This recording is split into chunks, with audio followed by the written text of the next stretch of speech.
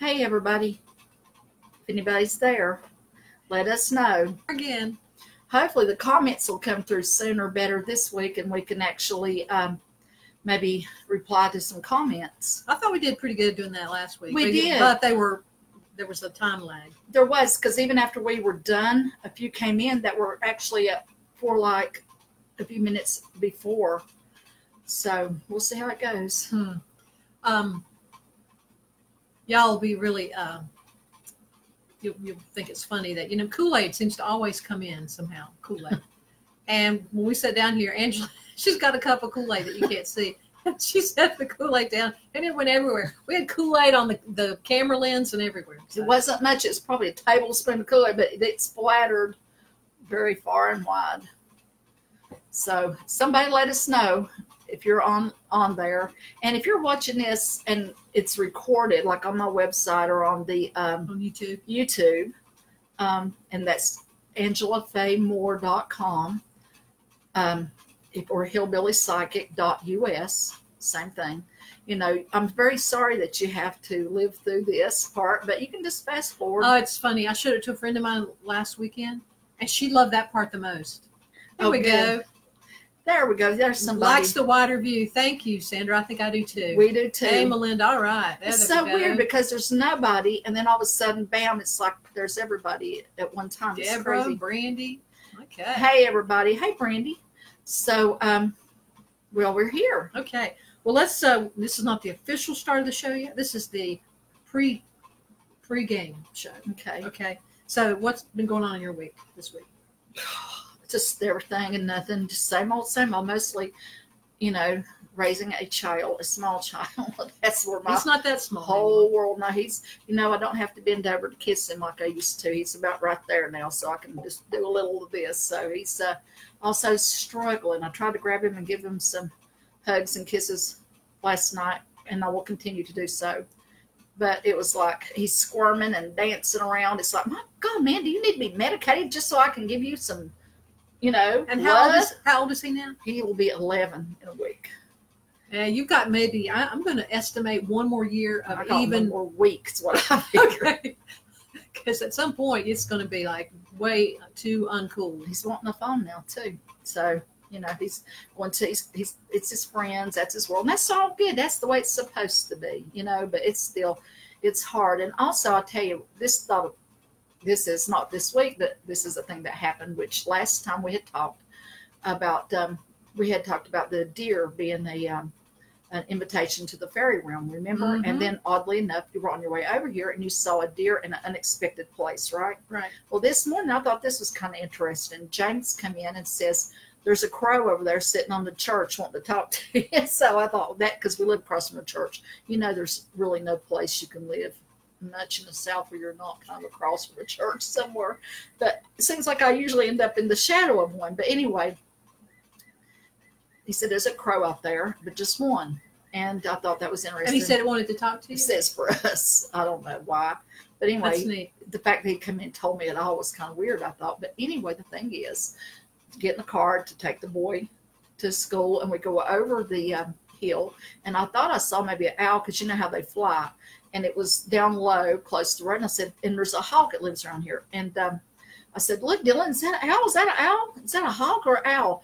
And we got closer, and it was a crow. And I thought that was bizarre, because it was so getting my attention. It was like, pretending to be an owl down there. And it was like, what? It's really noticeable. And then it flew up, and it landed on a power line next to another crow. Two crows. One for me and one for Dylan. One for James. So I thought, that's odd, that we see the crows. It's getting my attention. I'm going to assume right now that maybe that crow energy, crow magic is speaking to me in a way that makes sense to people like me, I guess. What is crow magic? Well, I think it's like not a simple thing.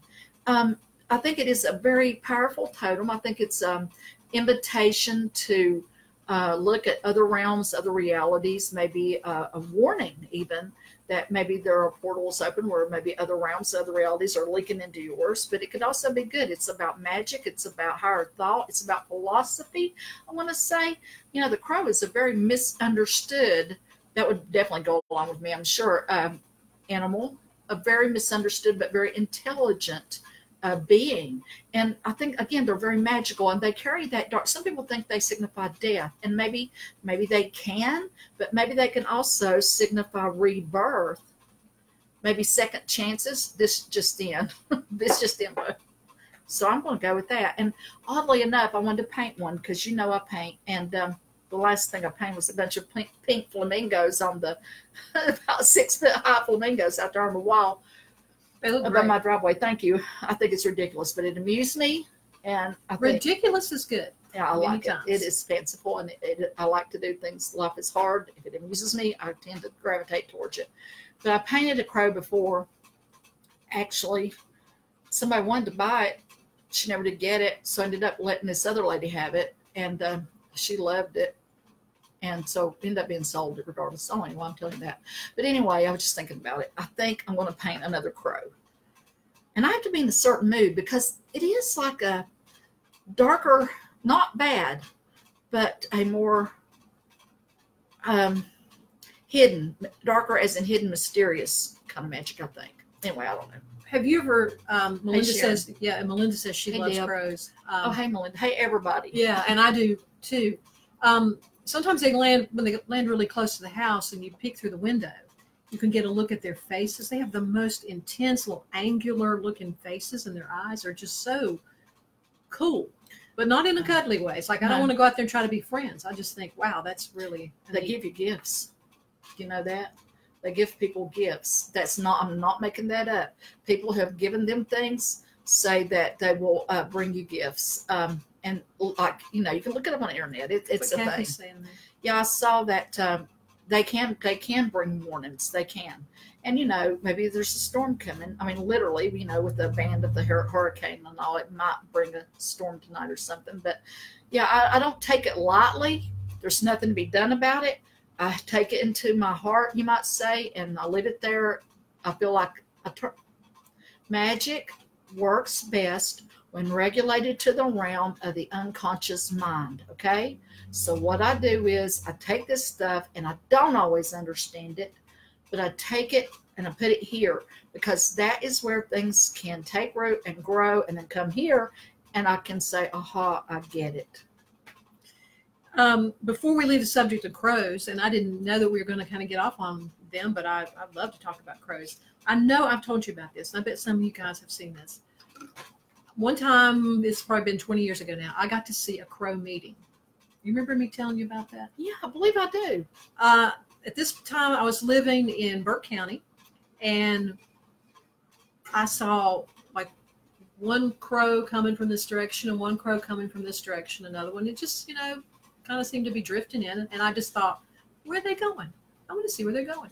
So I walked down the field and down to the edge of the woods, and I just watched them, and I realized they were coming from all directions. Some by themselves, some in groups of 2s, 3s, bigger, and they just all kept landing in these trees.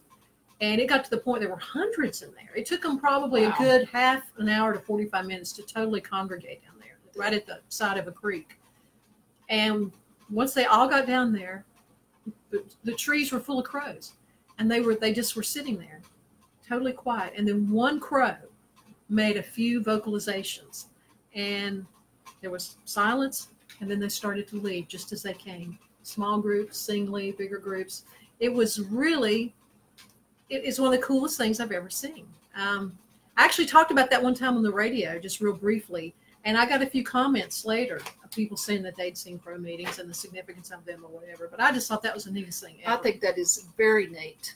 And the reason I closed this just now is because I caught a glimpse of my back door. James has been painting, and he's got to put a second coat on everything. But James will do stuff wholeheartedly. Then he'll just suddenly be tired or done or whatever it is. He painted the top half of the door and evidently lost interest. So he didn't finish by the bottom. And then I saw that, and I thought, I cannot sit here and have a conversation.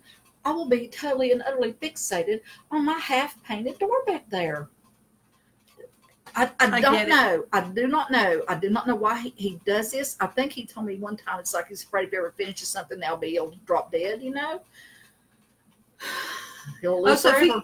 So if he has tasks that are not finished, he can live. He's guaranteed to live, to finish the task. Okay. But if you leave a task undone, you know. Anyway, I'm sorry. I see that. God bless him, though. He has been doing so much stuff around here lately. He'll work like a crazy person, and then bless his heart, he'll be tired because, you know, he's got some issues, health issues, and so he'll have to like not do something for a while. But anyway, I just wanted to explain what I was doing.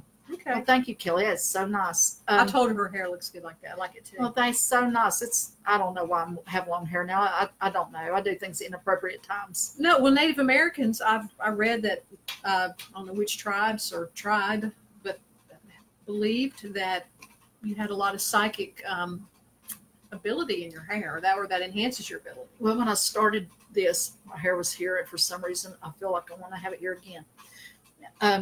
I want to tell you about that crow meeting. I don't know if this is the same thing or not, but it's weird, and I'm not going to take it back. There was a cat meeting. I'm not kidding. I'm serious as a heart attack. I know this story. It's great. It was in Crossmill in Clinchville, where I used to live, and not the house next to us, but the next house that caught on fire, and so it was abandoned. They hadn't fixed it or whatever they're going to do to it yet. And we see this cat going along up there, just like cats often do. And then a few minutes later, I see another cat. And before it's done, I swear to this, 20, 30 cats. Where did they even come from? Were they on a bus? What happened? And they just came in and went up there in that house. Didn't hear any squalling, or, caterwauling or whatever. Didn't hear anything. But then the cats eventually came out, and I felt like they're having a meeting. That is weird. And that was a weird place over there in Pockets anyway. I mean, I think there was a lot of stuff that happened over there that defies explanation and deserves a ghost tour, which I have done before, because it is a strange and eerie place. So now we have 2 stops to make in Clinchville on the ghost tour. One, the house where we just sit and wait for something to happen. And now the place where the cats had the meeting. And of course, there will not be a ghost tour. Please understand that happened already. I'm not going to probably do it again. I might do it again, but I'm not planning on it. Okay, ask me, or what are we talking about today? Well, we really haven't officially started the show. So let's just say this is Metaphysical Matters with Angela Moore. I'm Kim Clark. And Angela, all through the week, sends me texts and emails and stuff with ideas of things that she wants to talk about. And this week, I got all these cryptic messages. I texted her back a couple times and said, are you telling me something, or is this for our Facebook Live thing? Because I don't even know what this is. But most of them had to do with increasing your own psychic ability and your ability to manifest. So let's just start there. Hence the crow. There we go. So maybe that's what that's sort of relating to. What did you say? Ask me something. All right. When you say how to increase your own psychic ability, first of all, what does that really mean? Am I increasing my ability to know what's going on, to make things happen for me? What are we talking about? Tanya said she wanted to go on the next tour. I don't know if I can go through all that again to get it set up, but if somebody wants to come over here and buy me food and drive me around town, I'll take you around and show you all the haunted places I can, and I can do that. That's the way it's going to happen. I must be fed, and so you can do one-on-one tours. Yeah, one-on-one. As long as there's food brought. You and however many people's in the car. I'll take tips. I will take tips in lieu of food. But you know what? That's really not a bad idea. No, very low stress way to do it. Yeah, there you go. I'll do one. Whoever's got the nicest, comfiest car. What's we talking about now? How to increase your psychic ability. Okay. First of all, you should have the intention of. It's important. Intention's important. You need to say, I would like to be more intuitive. You make that decision. I mean, it all starts with that decision. And then this is the short version. Pay attention. And what I mean by that is if you get a hunch, and we all do, we all get hunches sometimes of I like everything, Tanya. That's a lot. I'm so picky, it's ridiculous. But we all get hunches, we have a feeling. And then later something happens. That feeling is validated. I think there's something unauthorized coming up from the basement. Kevin, Susan, please. Our ghosts have been acting up again. They're kind of acting that way, honestly. They have been. And he just took off running. Yeah, he don't like them. I'm sorry. Because James is outside. No, but he knows the way to get back. So. Oh, James can get in. James can get in the back door. Oh, he's a wily. Bottom door. But usually they don't bark at James, so that's not James. No, he's not acting like this. Probably that is a cat or a possum or a snake. I don't like any of those choices. You know, we'll have to get up and go do something about the dogs, all right? Okay. It's going to have to happen. Maybe they'll behave now. I'm going to go throw the dogs out. Talk to them, Kim. Tell them something I don't know. Well, one thing that we were going to talk about in our little preliminary thing that we didn't get to was how your body reflects what's going on with you emotionally. Because when I came over here, I was literally belly aching. And it's funny how we use those terms too. I was literally belly aching about this big transition that my life's going through right now with real estate, this and that. It's just totally stressful. You guys know about that. But anyway, so I'm feeling very emotional and very afraid about what's going on. And the way it gets reflected in my body is my stomach is hurting because I'm having trouble digesting everything that's happening. And then my back is hurting because my security issues all those buttons are being pushed. So it's really interesting. You talk about manifestation. Sometimes you inadvertently manifest things in your body. You let your emotions do. And really, if you don't get a handle on that, that's where illness can start as well. But anyway, that was just something that we were going to talk about while we were chit-chatting at the beginning. I'm sorry about that interruption. It'll probably happen again. It's going to be this way. I'm just not going to lie to you. It's real life. Anyway, I have no idea what it was. Opened the front door and they shot off like a bat out of you know where. I don't even know where they're going. It's a fenced yard, but they went to take care of business, whatever it is. But anyway, back to where I was. Okay. So anyway, I just see your comments there. we could have planned the tour while she was gone. If she gets up and goes again, we'll get started. Here is the thing. Okay, what you do is pay attention when you have those gut feelings, that little funny feeling, whatever it is that you're having there. What you want to do is kind of put it in the back of your mind, take notice, in other words, right? Just take notice. And then what you do later, whenever that thing is validated, whenever the thing happens, you knew it's going to happen. You say things like, I knew it. I will say, people that know me like, yay, yay for me. And it's just a habit that I say that now. But what's happening is I'm actually teaching myself, this is what it feels like when you're right. This is the way it's supposed to make you feel. And that kind of reminds my body to pay attention the next time something comes in that I need to pay attention to. So that's what that is, okay? Pay attention. But here's my method. First of all, I'm like this by nature. My whole family's this way.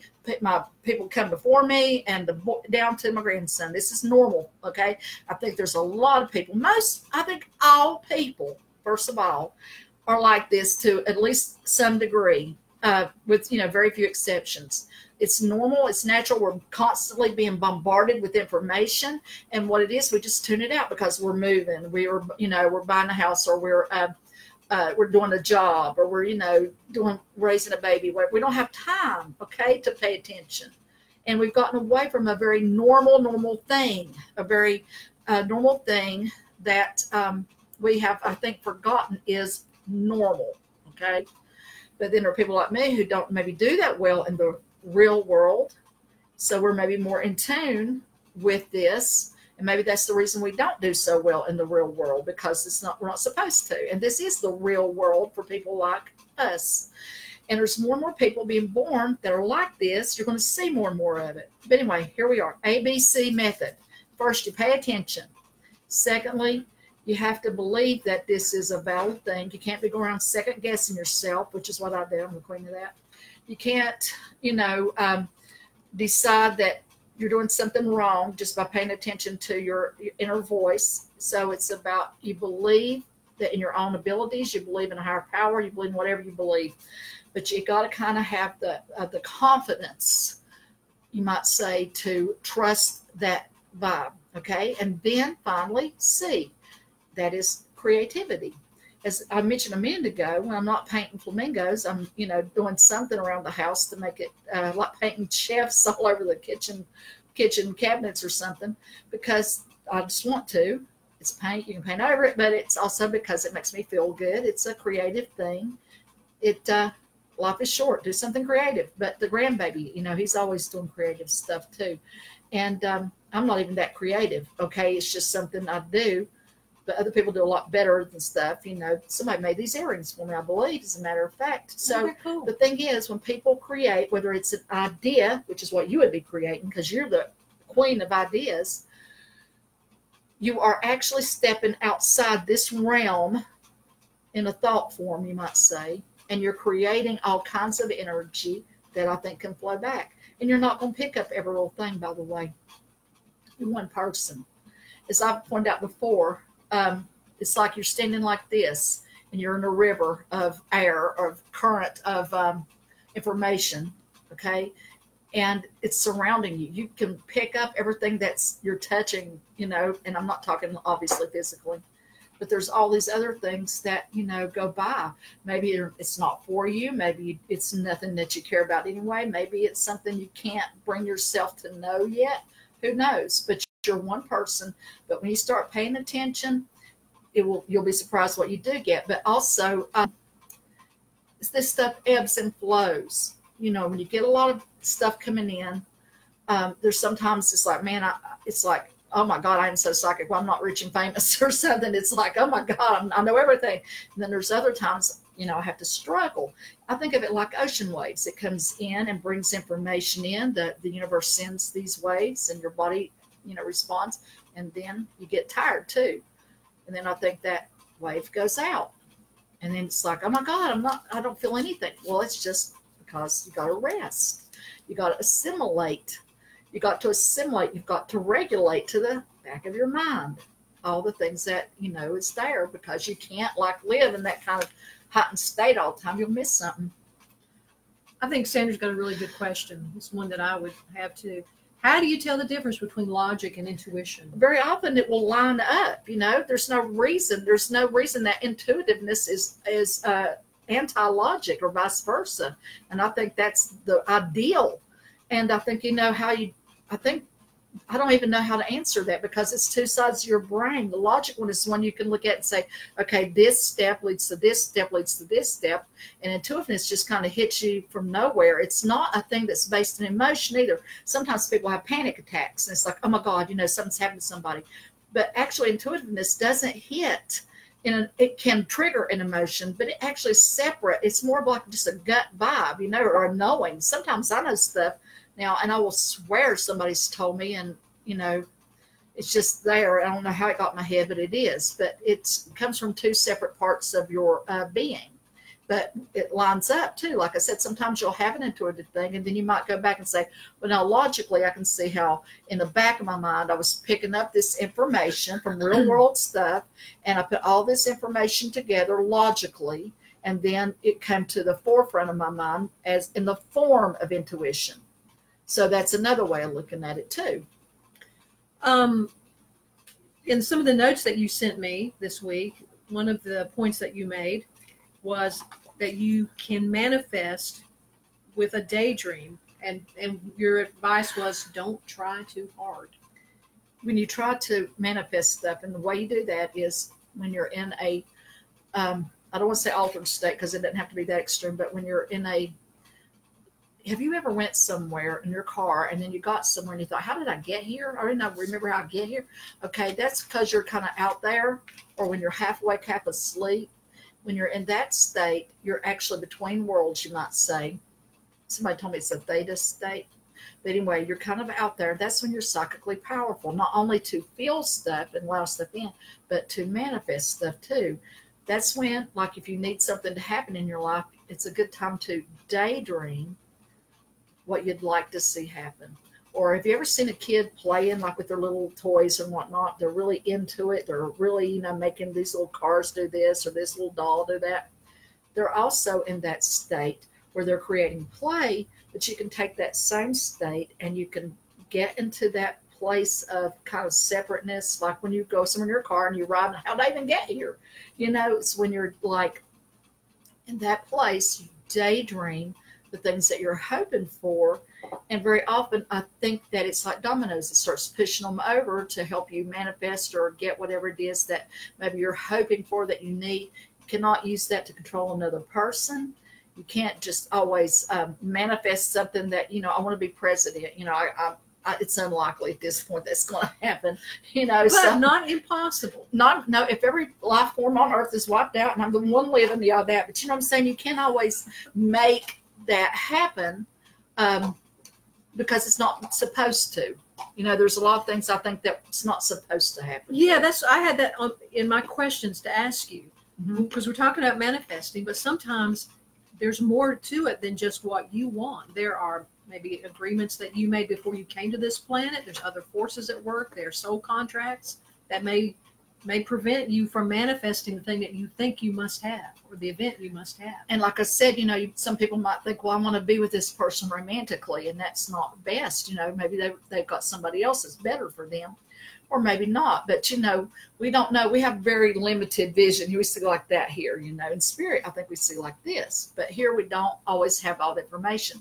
However, having said that, now listen, I do think, and I believe this is even, you know, in the Bible, I can't remember where, you have to forgive me because I can't remember things anymore, how we're given the desires of our heart. And what I think that can be interpreted as, we are given a desire for something.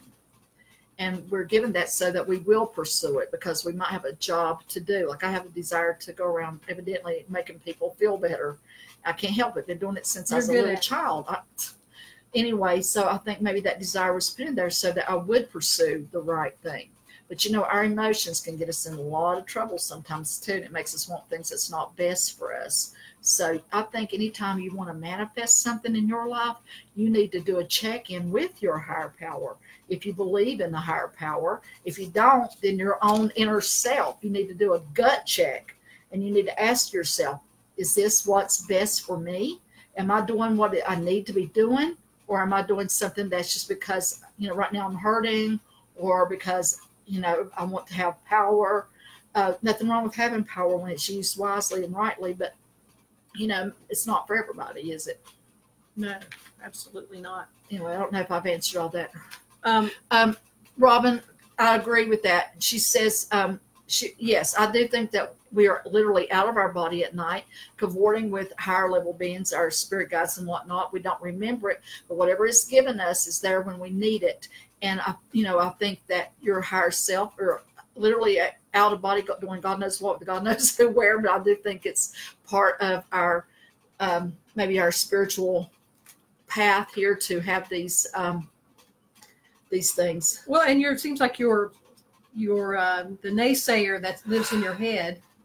Do you need a pack of Kool-Aid? I do need a pack of Kool-Aid, because yes, I am in fact having another hot flash, and I feel like I'm going to burst into some. You're going to pick up the paper one day, you know, psychic, spontaneously combust. She said she would underneath. I'm sorry. I am very sorry. There's nothing going to be done about it, Dave. But it seems like that when you're asleep, all those defenses you have in your head that keep you from accepting, you know, messages, all that's down. And so quiet. It's a quiet time. So you're able to get this stuff. But like I said, you're not always supposed to remember these things. You know, I think it gets in the way. It would be too much stuff going on. How can you live in this world and do these mundane things that we're doing here in this human experience? How can we do that if we are, you know, you can't be everything everywhere doing all things at the right time. Oh, for God's sakes. I was eating ice, sir, in case you're wondering what the heck is that woman sitting there eating. It's like, it's internal too. But, you know, it's interesting what that Robin brought up, that point about getting information when she's sleeping. Because you, again, like I told you all week I get these cryptic texts, and I'm like, what is this about? And I just assume it's notes for our live stream. You sent me a note about sleepwalking. Is that what you're talking about? What she's? Did I? Yeah, you certainly did. I have absolutely no memory of that whatsoever. Did I do that? Right there it is. I didn't think of that. Well, how bizarre. See? She must be psychic. I was doing a thing with a client. I have no idea. And she triggered something. I remember writing something down, but I had no idea what I was writing down, because you know why? I was in the zone. You're fading with treats. And so now the dogs are showing up. I've gone to dog treats or cat treats. And so now they're here. The smell must be wafted. It's because I was throwing them out of the. They didn't know. I'm sorry. I'm so sorry. One day, maybe I could do better, but not today.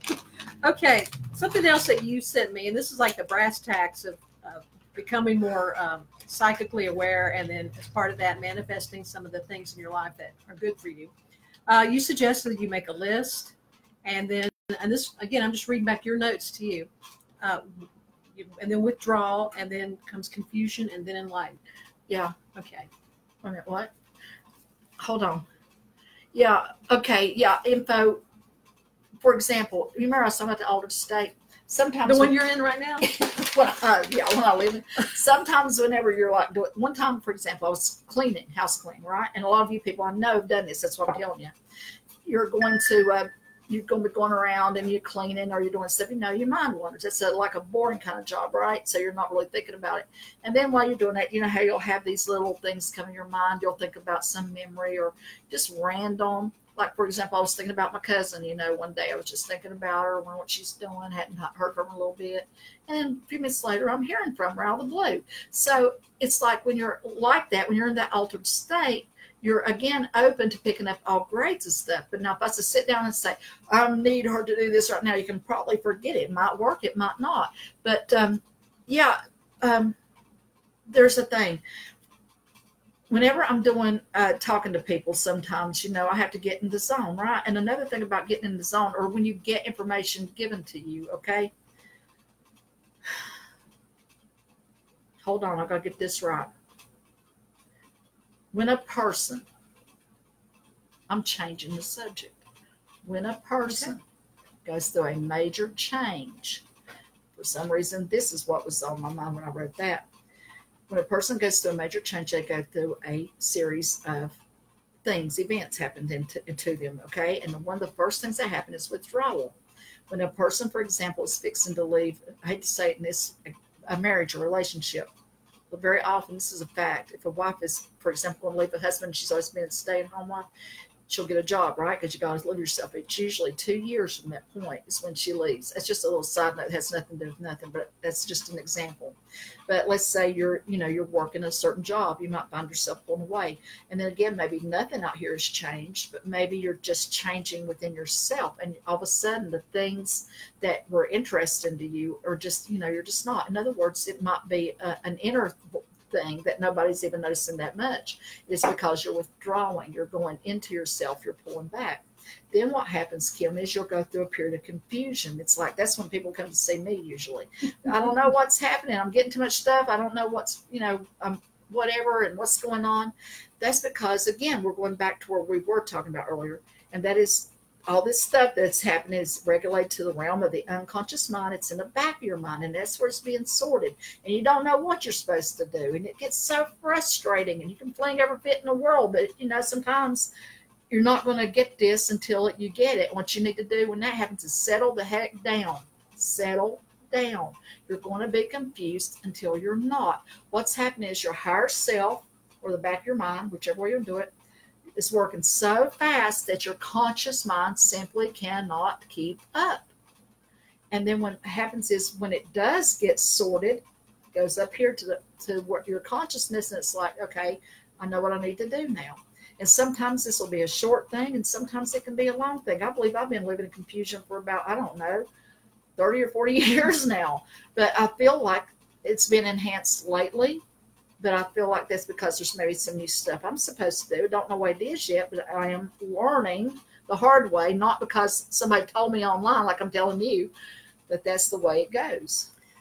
So when you're in this state of confusion and things are happening on a level that you're not aware of, is there anything you can do on your conscious level to kind of grease the skids? I think everybody would have to find whatever works for them. Like something creative? That's what I say. Some people like you, so I was going to say, would probably like to go play all kinds of music, which, she is a DJ and she does all grades of music. She knows everything about music. And some people might want to immerse themselves in that. I might go paint or do something like that or play with my kid. Everybody has got their own way. You might just want to do your job and don't worry about it, because you can trust your process. I really do believe you can trust your process. So letting go, as in so many things, it's huge. Try. It's hard, but yeah, what else are you going to do? You can just run yourself crazy, or you can choose, I'm not going to run myself crazy. Things will sort out, or they'll happen when they happen. Now, you just touched on something that brought up a whole different subject to me. So let me ask you first, is there anything else you want to say about manifesting or? I'm sure there is, but I would like to wait till we get 2 or 3 subjects ahead and then suddenly remember and bounce back there. As is my custom. Okay, we'll plan on that. Not on purpose. Just now you said that if there's a decision been made on a certain level in your life, like to leave a relationship or make a big change, that usually it's like a 2-year, in your experience, is about a 2-year cycle. I read that somewhere. I actually read that. I thought that was so interesting. I remember a long time ago when I came to see you, that you were mentioning to me about some cycles in people's lives that you noticed. Like at that time, I think I was 38, and you told me this is the age when people from past lives will start to show up. Actually, my cousin told me that, and I believe it's absolutely true. And it's more like about 35. And while I think obviously there's people there from our children to people that, I'm getting some more Kool-Aid in case you're wondering. I got a jug of Kool-Aid that's actually all gone now. I didn't drink the whole jug, by the way, in case you're wondering. This show is big on Kool-Aid. We love us some Kool-Aid. They should sponsor me. Oh my God, that's how I could come into my big money right Next week there'll be product placement. We'll have Kool-Aid packages. Kool-Aid, good for hot flashes or as a beverage. Okay, but anyway, we're talking about cycles. Like around the age of 35 years, you'll have. That's when I think people start coming into your life that you have a soul contract with, an agreement with. And that's why sometimes you can just like be minding your own business, and then one day you look up and there's somebody there, and it doesn't have to be romantic, although often it is. And it's like, oh my God, I know them. And that's because maybe you recognize them from where you might have run around in the past, and maybe you've come together just to acknowledge, because sometimes I don't think it means that you actually do have to do big work with them. Sometimes it's just what I said. It's a recognition, and you've seen this person, you know this person, you recognize them, and there is that recognition, and it's like, what is this about? And then maybe they've gone their way, and that's the end of that. But then sometimes it is profound, and it can even be profoundly disturbing, because sometimes it means there's a lot of heavy, hard work to do. And, everybody's different. Everybody's experiences are their own. Let's see. I guess, are there any other cycles that, like any other ages that jump out at you that things tend to happen at? From 0 to 5 or 6.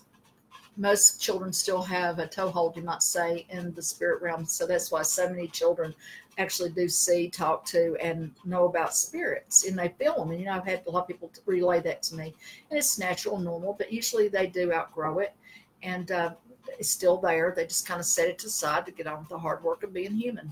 And then astrologically speaking, I think up until about age 35 or so, now I could be wrong on the exact times, you're basically whatever your sun sign is, although your sun sign really is supposed to represent only about 40% or so of your personality, but basically that's the predominant thing that would affect you if you like astrology stuff. But anyway, up until about then, you are basically your sun sign. However, from then on, and I forget what age, and I want to say 78, and I have no idea, it's probably wrong, okay, but up until then, you start becoming more of whatever your ascendant sign is, okay? But anytime you have stress or whatever, you'll revert back to your sun sign. So in other words, as I progress, I start out Scorpio, and Lord help us all with the Scorpio, and my rising is Leo. And as I look back over the history of me, I can see it. It is a profound change from who I was to who I have become. And then I think from, I forgot what age on to death, it's, late senior years, it's another cycle that I cannot even tell you what it is. I've forgotten, but I believe it's a better cycle in many ways.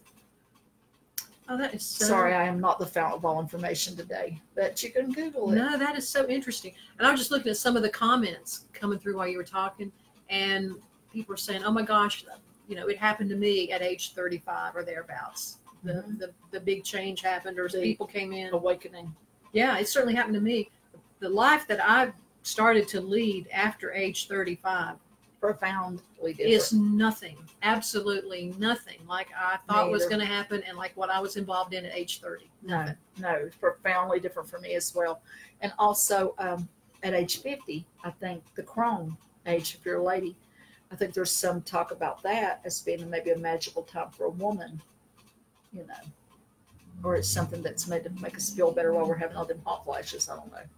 But I do believe there's something to it. I do believe that getting all that stuff done allows you to expand in a way, if you're so inclined, to have more, I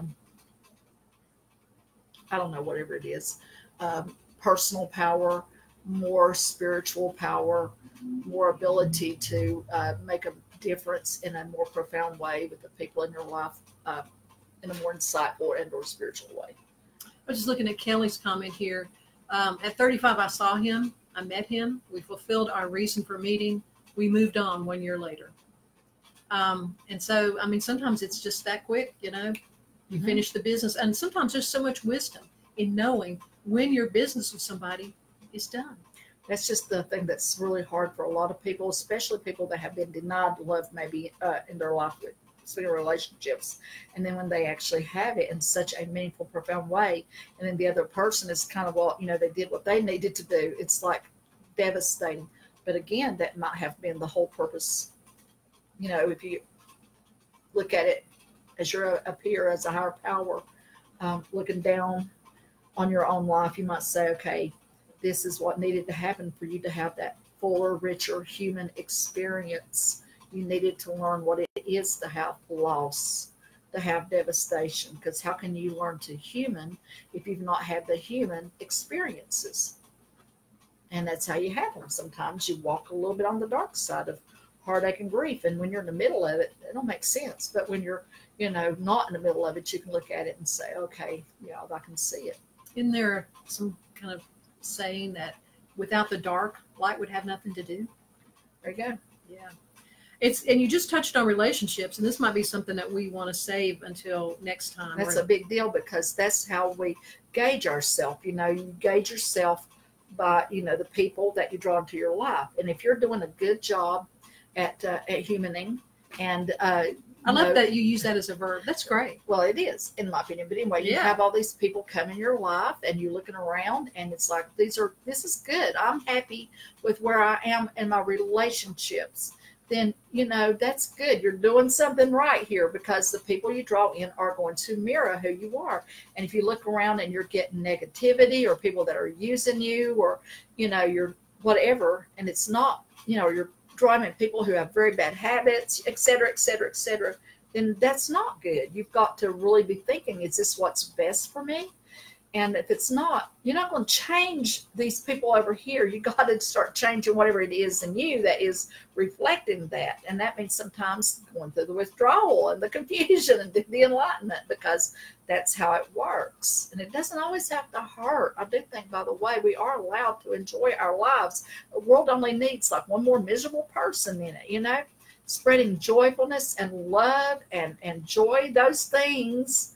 That's what helps us to get things done that we do need to get done. You know, you've got to find, I think, the things that feed your spirit, that nurture your spirit, that give you hope, that give you joy. Life's too short, and I'm saying this as an older person now, to live in the dark and negative and fear of what might happen, fear of what could happen. You know, for God's sake, you know, what might happen, it's good. You know, when you've been beat down a lot, and I think I have been, to be honest. And sometimes it's my own fault. Sometimes it's not.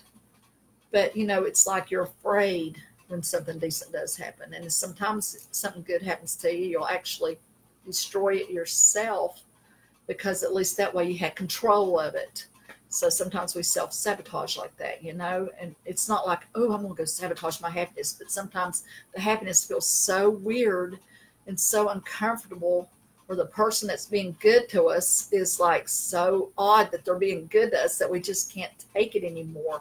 And better to break it now than to have to waiting for the axe to fall. You know, every nice thing I have has been broken and glued. Every nice thing I have. Because it's like, I think at some level, here's a nice thing. I don't deserve nice things. I shall destroy it. And it kills me and it breaks my heart and it makes me angry. But I know, and I am better than I was, by the way, much better than I was. But golly, but it's like sometimes it's so hard to allow happiness and good relationship with yourself because you're so used to not.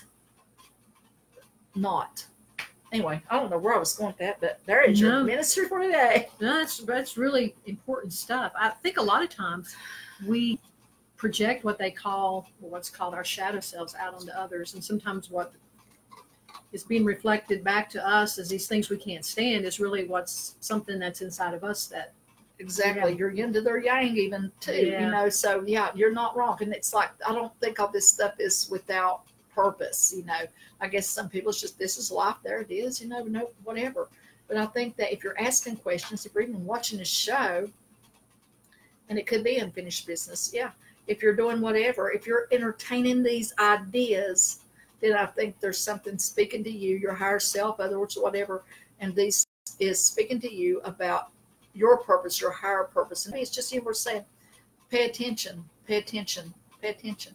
I think too, we walk along this path in life and we got stuff to do, like we were talking earlier, got kids to raise, friends to make, whatever, lessons to learn. And we don't think about these spiritual matters too much.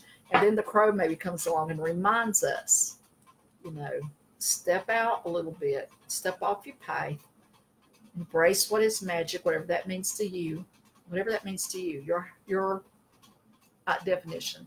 Embrace spirit, talk to God, whatever that means to you. Look into your own soul, whatever. And see, is this where I am? Do I do what I need to do? Am I being the person I mean to be? Maybe do a little reflection, a little wondering, a little gut check, a little communion with your higher power. See, is this it? Is this it? And then when you've done whatever that is, you'll find you get back on your path again and you start living in the real world. This is probably the illusion world. The spirit is really, I think, the real one, but as we perceive it now. Yeah, we're here for a purpose. We're here to live in this world. Man, there's been so many comments that have come through. I've been talking about that. I did see one that said, do bright souls, are they attracted to dark souls and vice versa? But, there's a judgment that comes in. A balancer, I'm sure. That's exactly what I was going to say, balancing. Always looking for balance. And I think sometimes what creates a lot of stress and the things that you're talking about and the kind of the little corners we get ourselves into in our lives is about, we make judgments about what's good and bad. And there are absolutes. There's no doubt about it. Some things are clearly good, some things are clearly bad, but we're judging all the time. And I think in that way, we're adding a level of stress that doesn't need to be there. Yeah, and sometimes you do have to turn on the other judge. And I just thought of something and it was good. I cannot remember it now. I saw it. It went that away. I cannot take much. I remember, thank you, Lord. You got victim and villain mentality too. And what you got to do is you got to be careful that, victims will draw villains and vice versa. You don't want to be anybody's victim. You don't want to be anybody's villain. You don't want to be either. What you want to be is you want to be the victor. And sometimes that means you have to find out what it is to be the one or the other, then you step back and then you find that perfect balance for you and whatever that means to you. But yeah, it's, psychology, spirituality, it's all in there together. And sometimes it's hard just to sort out everything. You see what Carolina wrote? It's pretty cool. At the age of 41, this is from Carolina. At the age of 41, I had the most amazing experience. I met myself, me in the flesh. I saw her in the mirror and it was just like another person, but it was me. That's interesting. I think she's psychologically separated from herself there. And people do that sometimes. They say that you should take, it sounds weird and probably off the subject, but if you really want to see your body looks like, you actually should put a paper bag over your head, look in the mirror, and then prepare to be alarmed, maybe, because you're going to psychologically separate from yourself and actually see you way others do. And I had that experience, actually. I've vlogged about it. For people that wonder, I'm still doing my vlogs. They're on my site, where I had to go to the restroom at the little movie theater up here. And it was very, very, very narrow. And I've been over like this to wash my hands. And then when I stood up, the mirror was right here. And I was appalled. I did not realize I looked as old as I do. I'm still appalled, you know, and it's like one thing to look old because you are old, you know, but I was looking a lot older than what I envisioned that I was actually. I thought I looked a lot younger than what I was seeing in that mirror, and I thought, oh my God, I'm 100 years old. How did that happen? Number one, you're beautiful, and everybody on here knows it. It's the Kool-Aid. But anyway, the thing is, you know, it was shocking because I saw myself, not maybe the way Caroline is expressing there, but I saw myself the way, you know, the mask was removed. I saw myself basically in reality, the real way that I am. And I think that's good. We need to maybe do that stock in a spiritual way too, to see who we really are. And that, again, is how we maybe can look around. What books are you reading? What TV shows do you watch? What people want to be around you, and that sort of thing. But in that case where I think she saw herself, I think that was a necessary thing for her growth, that maybe she needed to be reminded of who she is and what her purpose, if, you know, if that was clear to her, whatever. Okay, well, we're at about 50 minutes. I don't know if you want to kind of say we're done now, or I'm going to open the door for an Angela story if you want to tell one, because one of the things you sent me said only Robert the doll. Oh, no, that was for this. Yeah, that's a whole nother episode. Okay. Next week, I think if you want to, let us talk a little bit about how spiritual beings can inhabit things that are not living. Like, that sounds like fun. Like dolls, which they do, people. I'm telling you, it can happen. And Robert the doll is actually a very, very famous doll. So you people can Google it. Kim, you need to Google that. I'm sorry I didn't make that clear. Like I said, I just get these messages random and I just text. Write them down. It's because a lot of times I might be working, or, you know, I can't just stop. So I just start make notes. I think I do know about this Robert the doll. Yeah, I thought it was famous. Yeah. Okay. All right. Yeah, and that's an allegedly evil thing there, Mm-hmm. but you know, there's other dolls and stuff. But you know, I told you before, I'm not going to tell you a story. I'm going to tell you a story, a quickie. It's not. I'll tell you another story next week, which would be on the ghost tour that we're never going to actually take in reality. You know what we should do? We should film a ghost tour if we can actually get an actual camera. Because all we got to do is go to that one house in Clinchfield. Camp out. We should rent that house.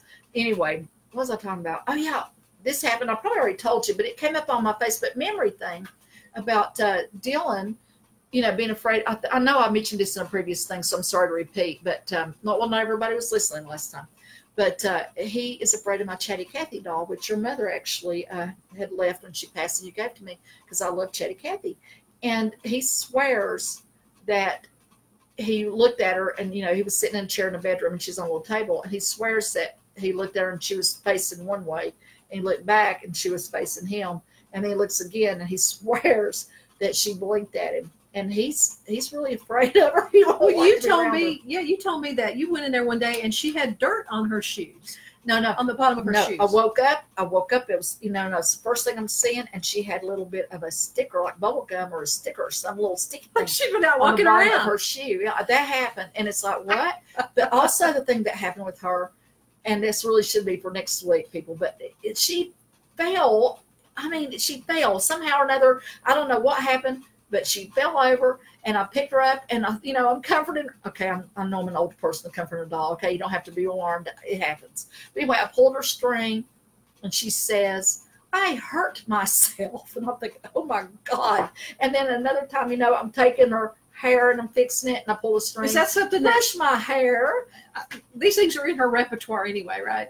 Yeah. Oh yeah. Okay. Although I do think that she said something, and I cannot tell what it is, but I asked James at the time, I said, "Is that something she's supposed to say?" And he's saying, I don't know. I don't remember hearing it before, because James likes to pull the string every now and then too. But I don't even remember what it was now, but I think it was something kind of out of the blue there. But yeah, I mean, but wow. These things happen. But the doll in Clinchfield, I'm writing that down, because remember, next time. Do you remember, Kim? You got afraid of her. Oh, Tammy the doll. She broke when we moved, and I was secretly relieved.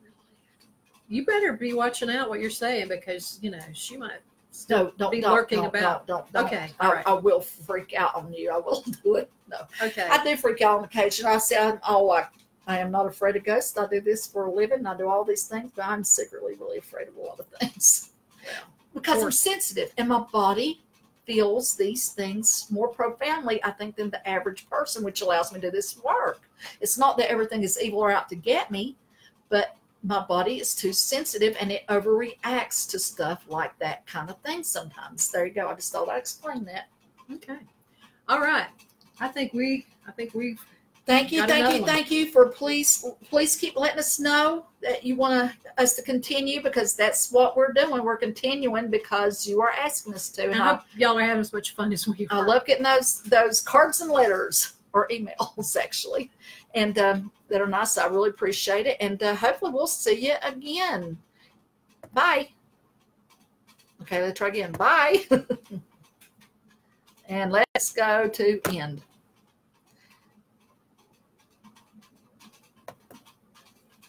Is it ending? I don't think.